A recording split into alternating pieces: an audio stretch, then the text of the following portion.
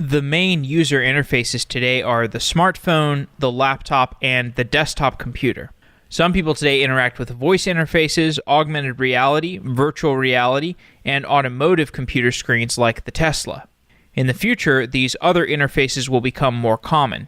Developers will want to be able to expose their applications to these new interfaces. For example, let's say I'm a developer who builds a podcast playing application. I have a website and a mobile app, but what if I want to expose that app to a voice interface? Or what if I want to expose a specific piece of functionality from that app to make shortcuts easier? Android slices are user interface components that expose pieces of application functionality to Google Search, Google Assistant, and other applications in Android. Jason Monk is a software engineer who works on Android slices at Google, and he joins the show to discuss how mobile user interfaces are changing. He talks about the motivation behind Android slices and the engineering behind this newer building block for Android developers. We haven't done too many shows about Android-related subjects, but I hope we do more in the future.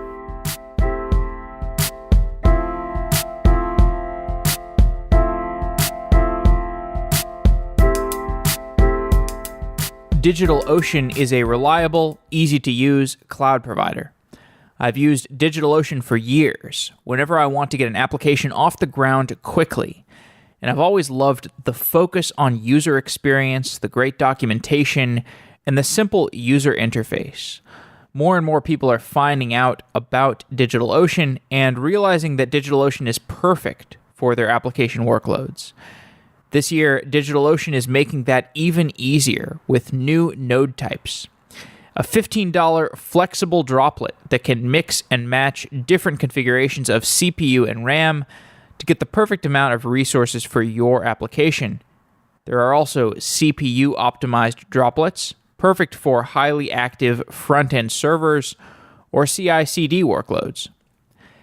And running on the cloud can get expensive, which is why DigitalOcean makes it easy to choose the right size instance. And the prices on standard instances have gone down too. You can check out all their new deals by going to do.co/sedaily. And as a bonus to our listeners, you will get $100 in credit to use over 60 days. That's a lot of money to experiment with. You can make $100 go pretty far on DigitalOcean. You can use the credit for hosting or infrastructure, and that includes load balancers, object storage. DigitalOcean Spaces is a great new product that provides object storage. And of course, computation. Get your free $100 credit at do.co/sedaily. And thanks to DigitalOcean for being a sponsor. The co-founder of DigitalOcean, Moisey Uretsky, was one of the first people I interviewed, and his interview was really inspirational for me, so I've always thought of DigitalOcean as a pretty inspirational company. So thank you, DigitalOcean.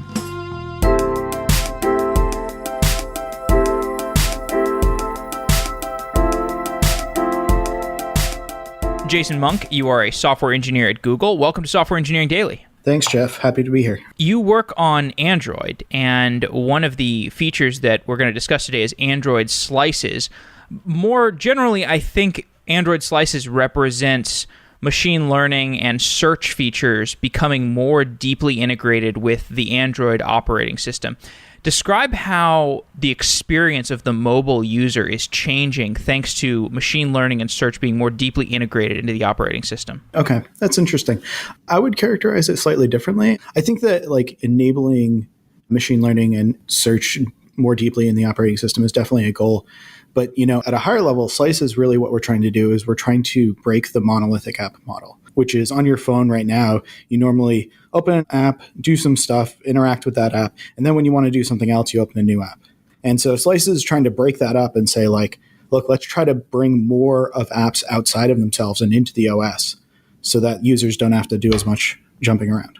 In that perspective, that seems like a real paradigm shift, even from if we're talking about desktop applications. If I'm using a browser, I'm using the browser. If I'm using Slack, I'm using Slack. I guess to some degree, an analog might be you get, on Chrome, you get these browser notifications sometimes. And even if you're on a screen where a browser is not open, the Chrome browser notification might still appear on your screen. So in that sense, the monolithic browser application is broken up. Do you have any other analogs for how applications are broken up on other platforms, things other than mobile? Ooh, things other than mobile.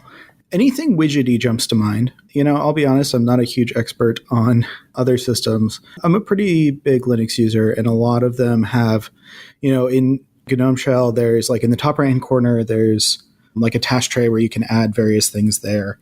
And there's a way to get ongoing apps in the bottom left. So like anything sort of like ambient, indications, I think are similar models. And since I don't have many examples non-mobile, I'll give more mobile examples. Okay, sure. You can go ahead and jump into that, the mobile examples of slices. Because there's definitely, and not just slices. Like, so the idea of having UI outside an app has existed for a long time. Like we've had notifications on Android for forever, and we've had remote views on Android for forever. And that's how widgets and custom notifications work.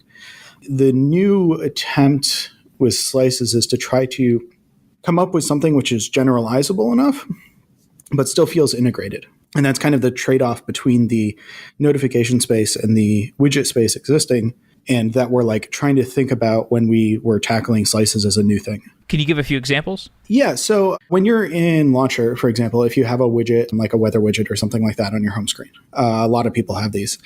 You'll notice that the widget doesn't always necessarily feel very connected to Launcher. Like it's very just like something which sits there. And while it can have like rich content and lots of custom layout and feel really branded, there's no good ways for it to interact, because basically to the home app, to the Launcher, it's just like a black box. It's like, hey, there is some remote view here. Launcher, by the way, that's like the desktop or the home screen? Yeah. On Android, you hit the center button on the bottom of your screen, and you end up on Launcher or Home or whatever anyone's current name for it is. But yeah, and so on the other extreme end of the spectrum is, if you look at notifications, not the custom ones, like if you look at notification templates, in the past few releases in Android, we've had some really great integrations there. What we call it is Dyson. I'm not sure what it's called publicly, but like the thing where the notification icons, they follow from the status bar as you drag down your notification shade, and you have that visual continuity, and there's all sorts of animations between states. And that's the kind of like deep integration with the Surface we can do when we have information about data inside. But there's like this trade-off that you pay between like how much the app has control versus how much they can integrate with the Surface. So a few examples I've seen are, if we're talking about slices explicitly, you can have these actions that are decoupled from the actual application itself. So for example, summon a ride with Lyft or play a song with Spotify. These application-specific ways of interacting with content, with apps. Can you give a few examples for how those are accessed through slices and what is new about that? Yeah, clarify nomenclature, because actions is a very overloaded word. When we were telling the slices story at I/O and Sense, we've talked a lot about them tied in with app actions at the same time. And I think that's what you're referencing here. And so like there's kind of two concepts in there. There's like, oh, I just want to take an action in an app. And then there's like app actions, which is like sort of a thing. You know what I mean? Right. Absolutely. I should have been more correct with my language. No. That's totally fine. I wanted to like identify that. And that's a point that we even see internally. We get confused a lot of the time talking about it. But yeah, so the way app actions works is Google defines a set of actions that it thinks a user might want to take. And those are things like, book a ride or play a song or whatever. And the real meat of what app actions does is it also defines a schema for input parameters. And so in Android, there are lots of built-in intents, which are like open the web browser or whatever. But this is like really like a parameterized way to say, hey, I want a location parameter here, or I want an artist here. So you can say, I want to, play music with an artist, and it can go and look up and say like, oh, I know what apps actually know how to play music and will receive an artist. And so the way that ties into slices, and so this is a very interesting model. Because it's really easy to kind of think of these things as one thing, because they're both trying to bring out parts of an app closer to the user. But the model I like to think of it as is app actions is like a deep link discovery mechanism. So you think of like you're building a way to link way into an app. Like you are going to go straight to an artist of Taylor Swift or whatever. You're going to go straight to booking a ride in Uber or Lyft and something like that. And Slices is the display mechanism for that. And the way they link together is through intents. Intents are the common language of Android of how everything works.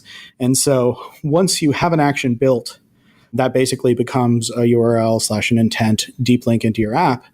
And we have a translation mechanism in Slices where you can link basically any intent, which is going towards your app, to like the concept of like a previewable or an extracted state of your app, where you can see that in a different surface like Google search. So if we're talking about those three vocabulary words, intent, action, and slice, if we were talking about, for example, the slice, the high-level interpretation of Play a Song by Taylor Swift on Spotify, what would be the intent and the action that might correspond to that slice? Yeah, so the action would be something like play a song, and the parameter would be, the artist name or artist ID or something like that.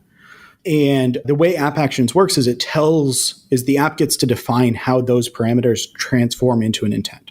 So the app gets a control there. So it's really hard for me to define it, but like they could easily just say, this is, package name / play a song / artist ID, And that could just be their scheme of how they receive them in their app. Was I completely mistaken around the search and machine learning features being connected to slices? Because my understanding was, in the ideal world, at some point in the future, we should be able to control so much more of our Android device through the assistant or just through entering like the voice assistant or just entering a simple like search query command, and you should be able to have these deep links exposed intelligently or indexed in a way that a voice command can correspond to them. Is Slices connected to that kind of conversation, to the ability to trigger certain behaviors of your phone through the assistant or through some just single text NLP search protocol? Yeah, no, they absolutely are connected. I'm sorry, because I started off by like walking away from that. No, it's just because like I wanted to start by kind of like proposing Slices as more of a foundational technology of like the way we extract that information. I think that App Actions and Slices like absolutely do serve as those building blocks of like, how do we even present that? So like if you were to say, a year ago before we have these, okay, we want to start building more intelligent things and we want to start proposing stuff to the user. We didn't even know how to get a hold of that or let alone show it to them other than, just guessing deep links, like, crawling the web and figuring out what URL schemes various apps have. And so this gives us a way to address those basically to say, if we know what the user wants, now we can construct that link into an app and even present that data sooner through a slice. Yeah, tell me more about the design decisions that led to this model of where you have actions, intents, actions, and slices, because I can imagine that 3 years ago, this was total greenfield, and you knew that voice was going to become a big deal. You knew that the interfaces that people are going to be using are going to change over time. How did you come to the conclusion that this model for the slices being the path to the deep linking would be the way to do things? Yeah, that's interesting. I can tell a little bit of backstory on Slices. I wasn't involved in the early days of Actions. It's interesting. These two projects kind of came up, organically in Google, just all on their own. And then we kind of got like paired together, like, people being like, hey, you should really talk to this other team. They really seem related. We're like, yeah, okay, we need to tell some sort of unified story here because they make sense together. But yeah, in terms of Slices, it's interesting. There's a future-looking Android UX group within Google, which is kind of where Slices were born. And Slices were very different from where they started to where they end. And I think that's true for a lot of projects. I think in the beginning, there was a lot more about the transformative properties of a slice, which was not only about bringing stuff out of an app, but we were thinking about moving things between surfaces, which when you think about it, is kind of like about user control. Like if the user has a piece of content and they say, oh, I don't want to interact with it on this surface. I want to drag it over to my home screen and interact with it here. Or like my Chromecast. Yeah, or even to other devices. And so that's kind of where it started. And I mean, we still continue to strive for that. We'd like them to be like universal and movable between surfaces and between devices someday. And so if you look at like sort of the internals of Slices, you'll kind of see some of that structure and how that comes out. Like, at the top level, Slices is very much just like a builder API. You're like, hey, I want to make a list of things. Here are my titles. Here are my summaries. But if you dig into that one level deeper, you'll find that they sit on top of like a tree structure of nodes, which are full of the base level elements of content of, text and icons and pending intents for actually triggering actions, and a set of like presentational hints. And so that layer of abstraction underneath them is meant to make them more flexible and movable.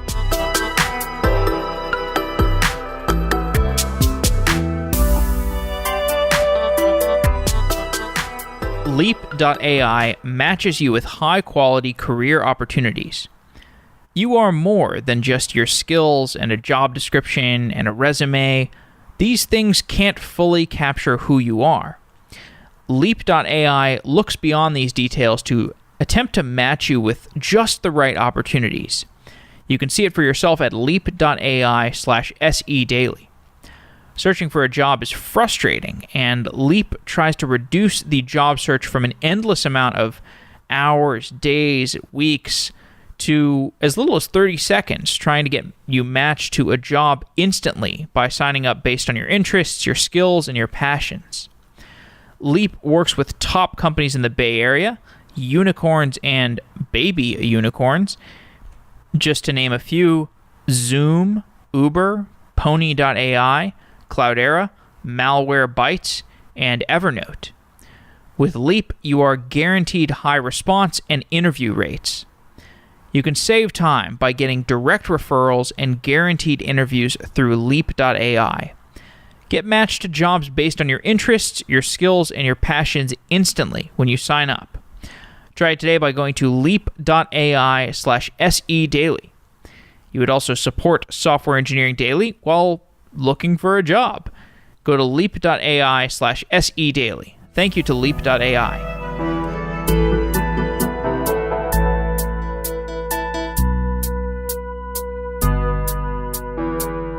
Let's go back to that example of the playing a song. So if I'm searching in my Google search, so on Android, for people who are not Android users, at least on the default for the Pixel, which is the phone that I have, there's a search bar at the bottom of the home screen, and you can just enter in stuff into the search bar. So if I enter in play a song by, and my phone knows that perhaps I like Taylor Swift, who doesn't?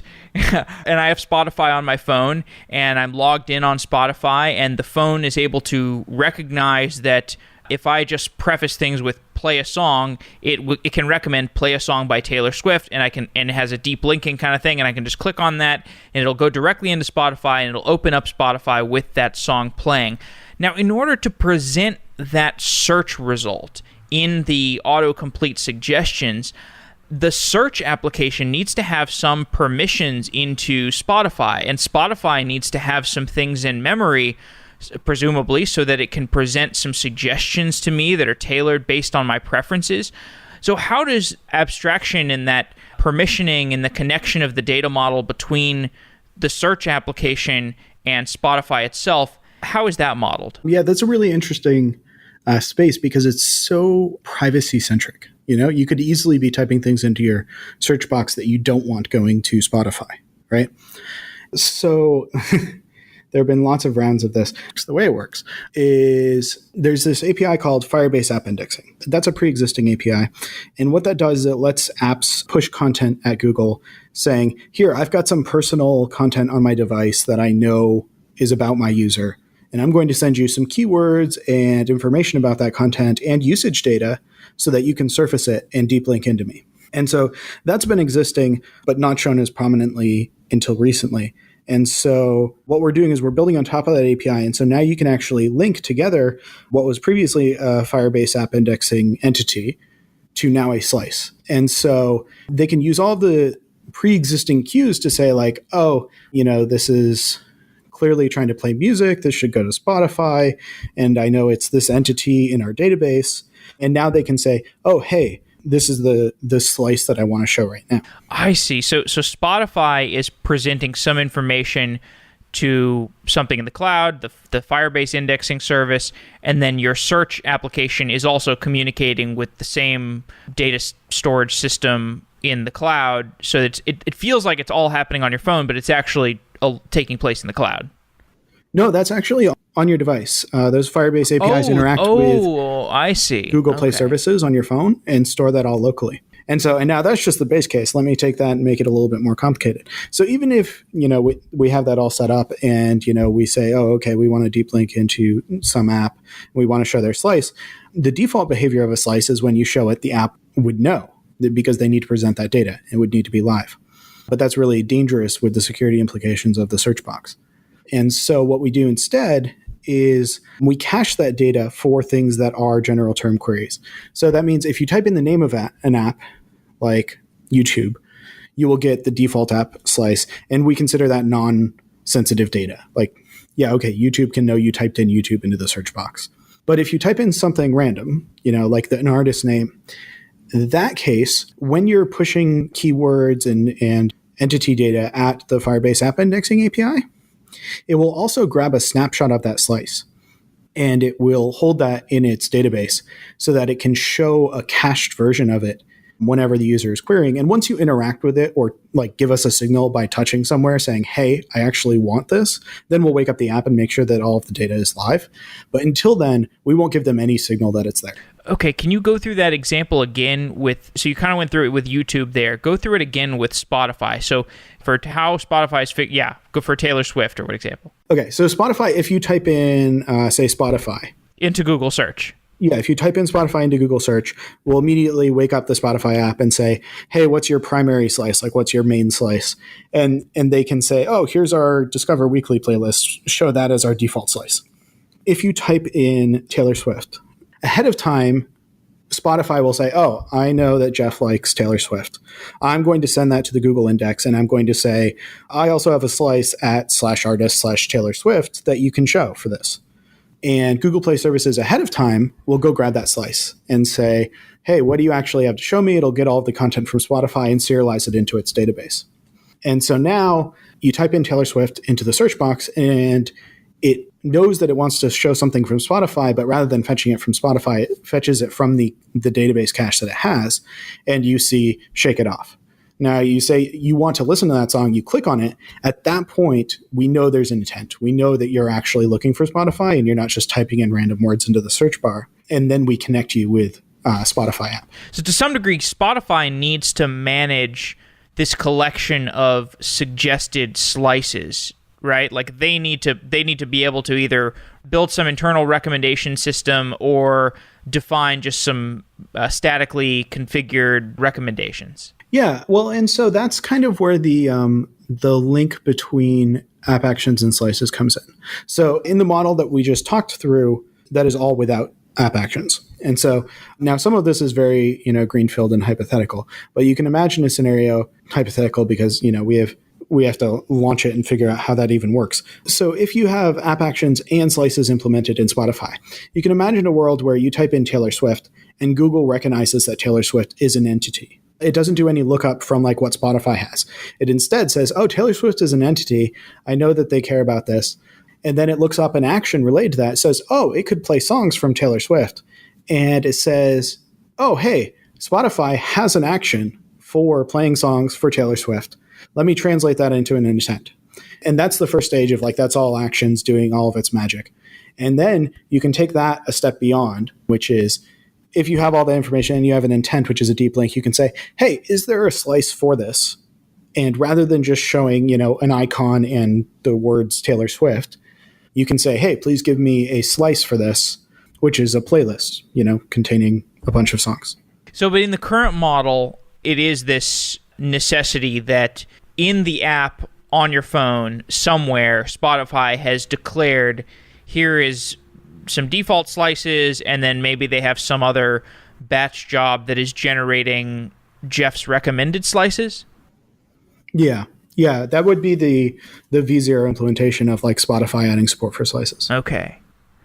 And what's to prevent could they just bloat that slice file so much that every time I'm searching anything in Google, they're recommending some kind of podcast or audio file to me, or is there some limitation on the number of slices that can be recommended? Yeah, there are some limitations, and luckily we get to sit on top of the app indexing architecture for this stuff. And the Firebase app indexing team has done lots of really great work in the past, so we don't have to think about this as much, which is really nice. But yeah, there is a limit on the number of, I think they're called documents, I think is what they're called. There's a limit on the number of documents you can push at it. And then on top of that, there's a limit on the number of keywords that you sit on top of that. But also at the core of it sits, the magic Google proprietary ranking, obviously. I know it's really hard to rank on-device content, but it's something they're working on and getting way better at. And to do that, we actually take into account usage signals. So, and some of this is self-reported, but it's relatively easy to determine if an app is just pushing at you random usage data rather than actual usage data. But Spotify, every time you go in and listen to Taylor Swift, it can notify Google Play Services and say, hey, Jeff's listening to Taylor Swift again. And that will give Google a little bit of information saying, hey, we should bump this ranking up a little bit more. And so even if all apps register on the same keyword Taylor Swift, it will only show the ones that it has a reason to believe that you want it. What's so interesting about this is that we went for many years with the common phrase you would hear is dumb device, smart cloud. And here it's gradually becoming the opposite. If you imagine this Firebase app indexing service that has to index the ranking for all the apps and their intents, all the apps and their slices or their actions on your phone. If you have Spotify and Uber and Postmates and Instacart and Amazon, and all of them have their slices, and you enter in shake on your search bar, your phone to some degree, or there's some interaction between your phone and the cloud where they're determining should they give you a on-device recommendation from one of the slices, like either it's Shake It Off from Spotify, or order a milkshake from Postmates, or get directions to Shake Shack from Google Maps. Is there any trade-off between how much work you want to delegate to that on-device indexing service versus the traditional Google search in the cloud thick indexing service? I think there's a huge trade-off there. I will say this is speculation because I'm on the Android team. I'm not on the Google search team. But, waivers landed. Yeah, so I think the trade-off is I think because the cloud is so much more powerful, you want to put as much content there as possible, as much of the ranking, as much of the decisions there, because not only do you have the power, but you also have the information from other people to feed that, click-through rates of other people and how that happened and what they actually wanted versus what you actually want. But the key part about what's on your device is personalized. Your device is yours. And so, the Google Cloud servers may or may not, depending on account linking and whatever and logins, know what songs you actually listen to on Spotify, whereas on your device, it knows absolutely. And it's really easy for it to know that. Tell me more about how you expect people to change their designs and their UX decision-making process for applications where they are using slices. So I think that within their app, there would be very little change in UX. I think for the most part, assuming, currently they have a well-structured app, which has some amount of deep links. And so when there is clear user intent, there is somewhere in their app that you wanted to go. You assume that you wanted to be looking at the Taylor Swift playlist in Spotify, and assuming that Spotify has a screen where you could be looking at that. I think that there's very little impact there. I think the difference is the accelerators to get there. And also there's a lot that goes into the UX of thinking about a slice itself. What kind of content you put there really is going to affect the user's experience. And a lot of that is just put in the app's hands of it could be that you're typing in Shake It Off and they decide to say, I'm going to show you artists related to Taylor Swift. Might be a good decision depending on your music tastes. But it also might be that Spotify knows that you're going to be playing Shake It Off and they should present that button to you right there. What else can If Spotify wants to change the slices experience, how else are they configuring that? Are they like, do they have the ability to configure that they want to present you artists related to Taylor Swift? Like, what's the API for Spotify to present a variety of slices and not just one that's, as naive as play a song by Taylor Swift? Yeah. Well, so we do some basic checking to make sure that your keywords are tied to your slice in some way, that you're not just like spamming keywords. But beyond that, pretty much all of the content is in the apps control. And the way the API looks, the best words I've heard describing this is like a simplified layout language. We wanted the templates to be really flexible. And so when you're building them, it's kind of like you're constructing a UI, but it's a very restricted UI. And so you can say at the top level, all slices right now are a list. So you say, hey, I've got a list. And then you say like, hey, I've got a header and the title is Taylor Swift. And, the subtitle is other artists related to Taylor Swift or something like that. And then you can add individual rows, and rows can have all sorts of content. They could have a slider, they could have switches, they could have titles and subtitles. And we also have ways to present stuff horizontally. So if you want to show stuff in a grid, like if you were doing a weather forecast or something like that. So it's kind of like composing a simplified layout. Tell me more about what your role has been in the development of slices. What's been your involvement, and are you engineering the actual code for slices, or are you more of an architect for what's going on? Yeah, that's really changed over time. It's been interesting. I am the engineering lead for slices. I started off by being the architect and coder for a lot of it. There were two engineers when we started trying to take over this project and productionize it and say like, okay, let's take this UX concept of slices and say like, what if we want to make this a real thing? And from there, it's kind of scaled a bit.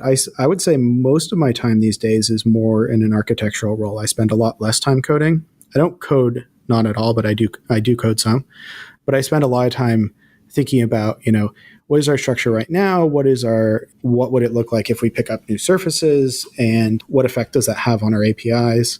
I have a really great engineer, Maddie, who was talking with me at I/O, and she pretty much handles all of templates on her own, so I don't even have to think about that most of the time.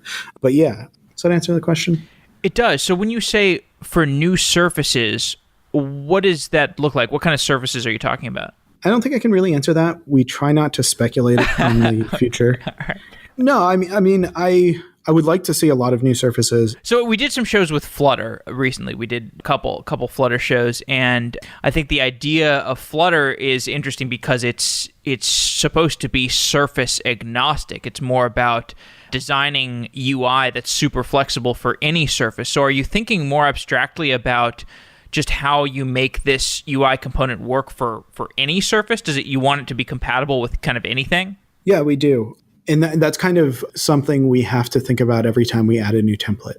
So one thing I'm not scared to talk about is we have said that we're looking at messaging templates for the future. We don't have anything messaging specific right now, but we want it in the future. And you can see in our code base, if you just look at AOSP, that it's there. And so when we think about that, we have to stop and say, not only like, what is the backwards compatibility story if someone's running an old version or whatever, but also like, what does that look like on other surfaces in the future? And so an interesting case of this is you have a Pixel phone, right? I do. Okay. So on your always on display, you're seeing some stuff like weather and date and, upcoming calendar events. Yeah. Okay. Under the hood, that's actually powered by Slice technology. And so we use slices as the data transport layer for what that is. And at the UI layer, we say like the always on display is a very different surface than a normal slice view. And it's got all of its own custom rendering. But that's an example of like when you are constructing a new template, you have to stop and think about like what are the core building blocks of this data and what if we want to present it in a different way. And so you'll notice that even in the APIs, if you look at things like if you want to add a slider, it's called an input range and not a slider because we don't guarantee that it's going to be a slider. If a user is interacting with voice in the future or if they're on a different device that doesn't have an easy touchscreen, they might be hitting buttons or talking at it. Who knows? But the idea is that like the core data model there is you want an input range. I don't understand. What's the difference between an input range and a slider? I guess if you're talking about a voice interface or like an augmented reality interface, I'm not necessarily sliding Yeah. I'm looking through my glasses or my VR headset at an input range, and I may not have the physical sensation of sliding something. I'm just looking at this range thing. Yeah, or you could imagine a world where you're interacting with the assistant. You say like, "Hey, what's my brightness?" And you hear it's 45, and you say, "Hey, set my brightness to 75." And that it very much is not like there's no slide. There's no slide. There's no even UI in that case. Okay, can you talk more about Assistant and how this fits in with Assistant? That sounds like a no. No, I can a little bit. Okay. We've definitely talked to Assistant. We think that they fit in some way. I think the answer is we don't know how. I think the Assistant has some very specific conversational APIs that are like really, really good. And so it's really hard to think about do you want to generalize those, or do you want just to use them as is and let that be a specific thing? It's kind of like a trade-off between like easy developer adoption and like power and control. What do you mean voice APIs that are really good? Actions on Google there's a whole API for a way for developers to kind of define grammar of how you interact with the assistant. And I'm really not an expert here. I know of it. And so it is possible for apps to do those kinds of integrations now. And so when you know that that's the landscape, you kind of have to be like, all right, well, what would be our role if we wanted to be there? Oh man, can you tell me more about just how you navigate this developing for voice? I've talked to a few people who are working on voice stuff, both on the show and off the show. It sounds like it is so nascent. People really just don't know what they're doing today. Can you tell me more about just what that experience is like? Because I imagine there must have been false starts and kind of, you don't want to overcommit on any particular strategy, but it's hard to get significant testing without deploying something. Well, how do you develop voice? Yeah, I'm just going to skip that altogether. I have no idea. I talk to those engineers internally, that happens, but I don't know. They certainly seem confident when we talk to them. So yeah, they have it figured out. Yeah. You should have one of them on the show, and then we'll find out. Yeah, I absolutely should.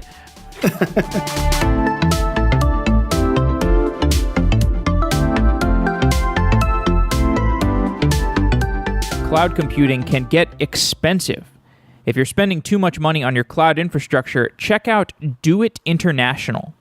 Do It International helps startups optimize the costs of their workloads across Google Cloud and AWS, so that the startups can spend more time building their new software and less time reducing their cost.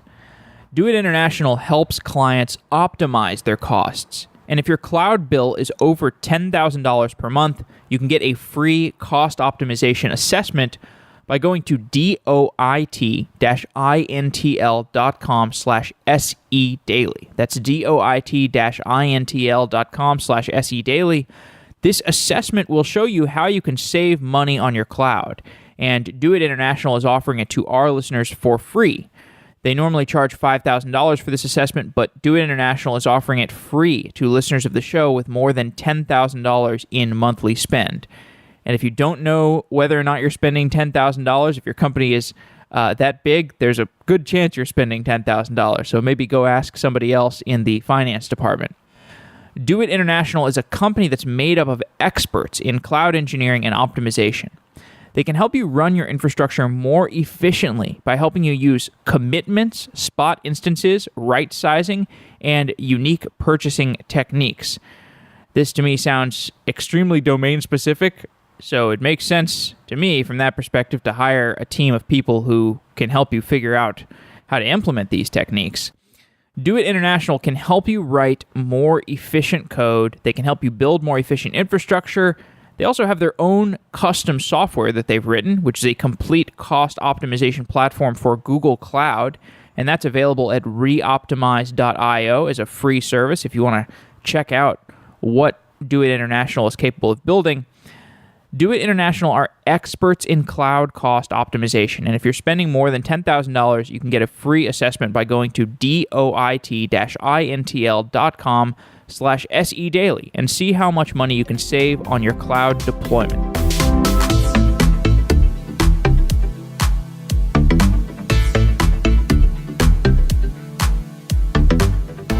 We see that you have to have a lot of interactions with disparate teams. So you've got interactions with voice teams, with search teams. It sounds like with the Firebase team.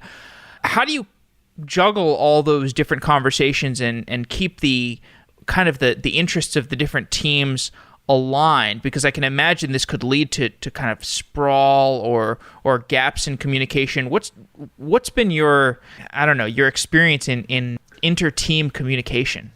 Yeah. You asked how I manage that. The answer is poorly. Yeah, it is really hard. We really regularly for the core part of, slices showing up in search, there's really been like three core teams. We need to think about that there, and that's us, the slices team, Firebase app indexing, like you talked about, and the search team, and specifically like the sub team of search that like works on those, really upfront suggestions that are like crazy low latency. It's so hard to like think about all of those different product angles, and at the same time, I think that what it comes down to in the end as to whether like you can find something that makes it all the way to launch is whether it is something which is good for users overall. There's a lot of back and forth and a lot of, privacy questions like we talked about that are like really deep and complex. And I think the reason we made it this far is that we all kind of shared this belief that like, oh, if we had slices on our phone in search, we'd like that. I'd really like to have that personally. And and so that kind of keeps it going. But yeah, and the difference in just like technology, like the way, Android is developed in open source and we've got, yearly release cycles, whereas they've got apps and all this kind of craziness of mismatching release cycles happens too. Yeah. So if there's somebody out there that's listening and they work at... I stumped you. I love it. No, this is actually something that the people have asked for more discussion on the show about. But if there's somebody out there who works at Salesforce or Oracle or Amazon or one of these other behemoths, and they are trying to learn the diplomacy and the education necessary to pull through or to push through a highly technical change that's going to impact so many different interest groups within a large organization, do you have any suggestions or tactics? Yeah. The thing that we try to do here is, I say we, like we all are unified. No, we all have our own ways of dealing with this. But the way my boss has trained me, and I've kind of tried to embody this. Now, I have a temper, and I'm not always perfect at it. No one is. But you're always going to hit cases where you disagree on something. And so what you need to assume at that moment is that, the other team is trying to do what's best for their product. And if they aren't, they wouldn't be here. That's not, they wouldn't do this for their job every day if they weren't trying to do what's best for their product. And so you need to stop and think about, is there a path forward which is best for both you and them? Is there some scenario where this works out for all of us? And that's a really hard thing to do, especially like as an engineer. That is like one of the hardest things I've ever gone through is like, you have this design in your head, this architecture, and you go into a room and you have a room full of people and they're like, no, there's no way we can do that. That's a terrible plan. And to like actually stop and like, not be frustrated and not yell at them and to be able to be like, wait, but why? Like, why does, what information do they have that I don't have about their product, about what they're trying to do for their users? Well, getting back to lower level engineering concerns, what have been the hardest parts? I see how it is. You don't like my answers there. No, I like it just fine. I think this stuff is more about experience. And from what I've seen is, there's no easy way to learn diplomacy. You can read books, you can listen to people give high level advice like you just gave. I thought that was about as actionable as you can get, but mostly you're only going to learn by getting into the fracas and picking up on people's latent and upfront signaling. Well, and I started there by giving you a hard time just because that's how I am. But like that is so true. I received pretty similar advice from my boss for years, and it still took me a long time to get to a point where you can even feel that way, when you're in the moment. And because you're never going to be able to know everything that's going on in the Firebase team or the Google search team or the Android permissions team or the Flutter team or the augmented reality team or the assistant team, all these different surfaces that the implications of Slice will touch either now or in the future. And so there's no like clear cut answer of like, oh, well, I go home every night and I read all of the internal communications between the assistant team and the Firebase team. And maybe you do that for 10 minutes, but you can't do all of that. And so I can't imagine anyone doing that. Nobody could do that. But so there's some degree of you're doing this round robin switching between learning about all these different technologies and understanding what's going to be the win-win-win-win-win for the 15 teams involved in ultimately being affected by some minor decision in slices. Yeah, absolutely. What's been the hardest part of building slices? There have been a lot of hard parts. Backwards compatibility. The fun buzzword I haven't gotten to say is like we support all the way back to KitKat on slices, which means we go like way up into the like 99% of devices. But yeah, backward compatibility is a crazy hard scenario to think about. It's been very hard to get permissions working in that context. So we haven't gotten into the details of permissions, but the way permissions for slices work is they're URI-based permissions. So you say you have some URI, which is basically a URL, and you can grant specific apps access to a subspace of that. And you say, this app can read anything under /play.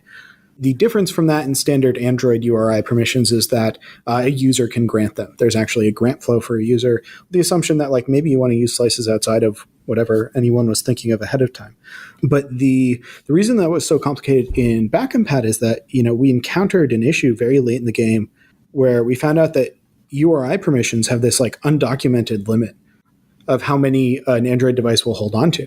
And you don't normally hit it because, in the past URI permissions are used for things like how many folders does an app have access to? And you're not thinking about these in the context of there might be thousands on a device. There might even be thousands for a single app. And so like very late game, we found out there's this limit. And when we start scaling, that's going to be a problem. And we had to be like, okay, let's rethink our permission story from the beginning and basically build our own version of URI permissions into our backcompat library. Yeah, that was something that was pretty hard. Something which was hard, but not like at a specific instance, was just thinking about scaling for the future. I would like to get to a point where we have many thousands of these moving around your device. And that means that they have to be small and compact and compress and fast. And so all of that like is kind of something sitting in the back of your mind constantly. So you have to think about like, okay, how big is the wire format of this when it's transferring between apps? And, how fast does this react? How like are we building the APIs to encourage that developers are building these to respond quickly so that this can happen? So yeah. How are they being like? What's the communication protocol between, for example, search and Spotify? Yeah. So for Android developers who know content providers, they sit on top of content providers. We hit all of the terrible parts. Don't worry. I promise. When you get to the core part of a content provider, the really nice thing about it is you say that you have data addressable by a URI, and you can acquire that data and act on that data. And that's a lot of what slices are at their core. So that you extend a slice provider, which is kind of like a content provider, and you get a callback, which is on bind slice, which is basically anytime you want to bind data from a specific URI to the actual structure. And then inside there, you have builder schemes. And if you're in Kotlin, we have a DSL. Yay, Kotlin. That's mostly how it works. And then there's a scheme for saying like, hey, something changed. Please trigger a rebind. Like I need to bind my data again. I think that covers it at a high level. But sort of in reference to the performance, there's a lot of things that we put in there. Like originally we were actually going to run it on the main thread to encourage people to think of this as UI. Like this, it's not UI in your app, but it needs to feel like UI. It needs to be that responsive. But we didn't end up doing that, but we put the same restrictions as if you were on the UI thread, which is like, you shouldn't be reading from disk. You shouldn't be talking to the network. You shouldn't be doing any long operations here. Instead, what you should do is return, hey, I've got to load some data. And so in that, in our API, we've got a bunch of structures, which are like, hey, I'm going to have a thing here, but it's loading. And so you should do that asynchronously and let us know when you're done loading. Now, does that get tricky because you don't want to have Spotify be running when you see a slice in Google search, right? So you don't necessarily. So it would be nice if you could just access the slice data from disk, right? Because you don't want to have that application running. Yeah, and we do. And so the way that works is Google Play Services, which is the thing which caches them for search. When it asks for a slice from Spotify that it's going to cache, it waits until Spotify says, I've actually loaded all the data. So it says, hey, Spotify, give me a slice. And Spotify says, oh, here's my slice, but like half of it's loading. And Google Play Services is just like, oh, that's fine, I'll wait. And then when it is fully loaded, it serializes that to disk. And there are slice APIs specifically for apps that are hosting slices to be like, here, I want to serialize this to disk and hold on to it for later. And we actually went into this enough that we made that kind of a core part of the slice API concept, which is like anytime you build a slice, you have to specify a TTL, which is a hint to the presenter of like how stale this data is. And so we'll actually show different things in Google search depending on whether we think that this is within TTL. And that means like, oh yeah, we think this data is fresh. We don't need to tell the user that it's old. Or if it's outside of TTL, and we'll give the user some hints like, hey, this was updated 4 hours ago, and show them a refresh button. I see. So if I'm searching on the Google search and it's rendering a slice and the slice is taking a while to load, that's not going to affect my Google search results because the autocomplete for Google search results is this asynchronous behavior, and you can enter in the first PLAY, and then you can wait 3 seconds, and if you're on an old phone, then maybe after 3 seconds your Spotify slice actually will render because the Spotify side of things will finish. Yeah, and well, so Google Search actually does a bit more amazing stuff in this. They're really conscious of latency and things loading in asynchronously because they know that can be jarring. And so they'll do things where if you're typing and something is in a loading state, they'll hang on to it for the next character. And so generally, I mean, with some exceptions, obviously, but like for the most part, you won't see the UI in search change unless you type a character. It's one of those things, at least for me personally, like I didn't realize until they'd explained it to me. And then I realized it and like saw it on my phone. I was like, oh yeah, it totally does do that. And that actually works really well. Definitely. And so those performance improvements that you're really hoping for, that scalability, do you have a sense for what that's going to look like or what it will require? Yeah. A little bit. I mean, to some degree. Some of it you don't know. Some of it, depends on apps. You can never be sure what an app is going to do with your API and how they're going to use it wrong. Not to say that all apps are bad, but you get a few million apps or whatever. I don't know if it's in the millions. I have no idea how many apps there are. Someone's going to use it wrong. Yeah, permissions issues, like weird privacy things. Like, oops. Well, or just hanging. Yeah. Hanging, right. Yeah. Hanging is one of the most interesting ones because like if you're calling out to them because there's inter-process communication there. And so if you're calling out to them on the wrong thread, you can just like hang one of your threads. So you have to be really conscious of that. Yeah. In terms of like, performance and scaling, I think right now we're mostly in kind of like a wait and see. The interesting thing about slices that is different from a lot of Android APIs is that it's a platform concept, but it's also heavily developed in the support library. And so there are accelerators in the platform to make it really performant on P and forward, and we can even improve those over time on like, Android Q or whatever. But we also have like very high level developer friendly APIs sitting in the support library. And because of that, we can make adjustments in both places. Like we can make adjustments way down in the OS to say like, hey, let's perform better. Or we can make adjustments up in the support library to say like, oh, this isn't doing great on P. We're going to change how this actually worked. I see. Okay. Well, as we begin to wrap up, what other improvements, changes do you foresee for slices that are going to be made in the near future? Yeah. Well, so Android X recently moved to developing in AOSP, which means all of our support library / Android X development is completely public. Last night, I merged a prototype of a library which is going to make pending intents much nicer for anyone who deals with pending intents.